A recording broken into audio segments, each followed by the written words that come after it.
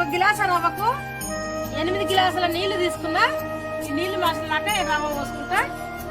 8 గ్లాసులు పెట్టిన నీళ్లు. ఏ గ్లాసుతో అయితే రవ్వ తీసుకున్నాం ఆ గ్లాసుతో 8 గ్లాసులు కొలిచి పోసిన.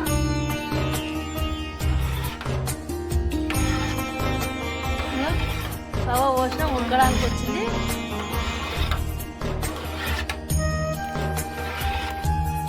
ఇట్లా కావాలి మంచిగా. ఇట్లా అమ్మల లెక్క అయితే ఉప్పు వేసినా ఇంకా కారం వేయవద్దు. ఇట్లా నలిచి దీంట్లోనే జీలకర్ర వేస్తే మంచిగా అవుతుంది.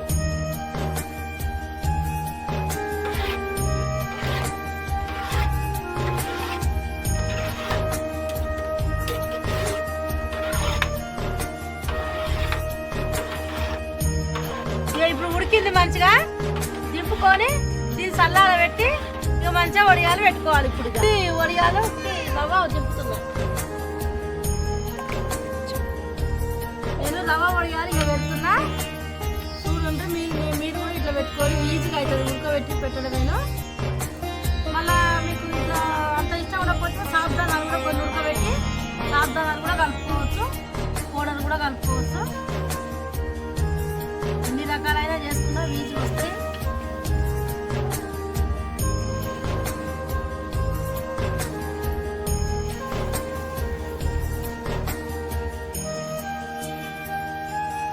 ప్రతి సంవత్సరం ఇట్లనే చేస్తా.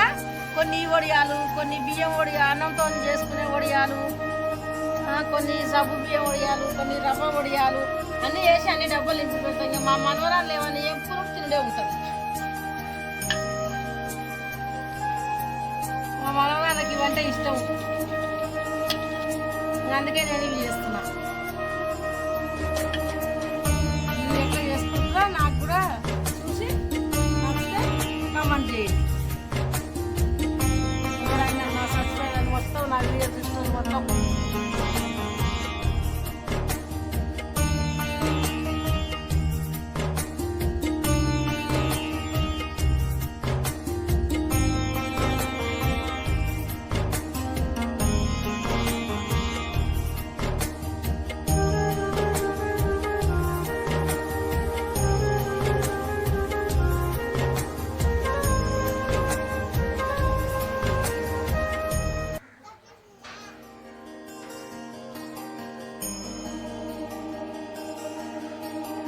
తెంపుకుంటా బాండి పెడుతున్నా.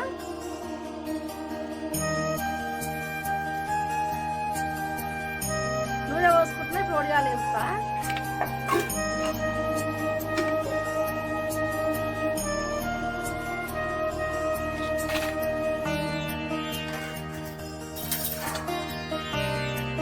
వడియాలు అది దాని మీద వేసిన మంచిగా వచ్చినాయి. ఇట్లా తీసుకోవాలి. కొంచెం ఒకవేళ రాకున్నా కూడా కొంచెం చేస్తే ఇట్లా మంచిగా వస్తాయి వడియాలు. సన్నగా వచ్చినాయి, మంచిగా వచ్చినాయి రవ్వ వడియాలు.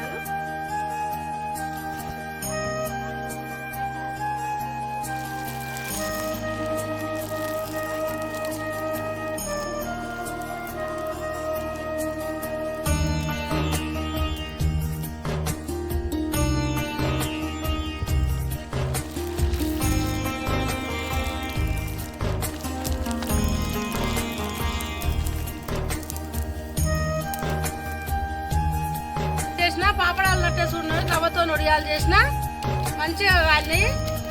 ఇట్లా మంచిగా కాలినాయి వడియాలు. మీరు కూడా చేసుకొని మంచిగా ఉన్నాయి. పప్పు సాంబార్లకి బాగుంటాయి. పప్పు సారు చేసుకొని వడియాలు వేసుకుంటే పాపడాల కంటే టేస్ట్గా ఉంటాయి. చాలా మంచిగా ఉంటాయి. తొందరగా కూడా అయితే చేస్తాను. చాలా ఈజీ కూడా అవుతాయి.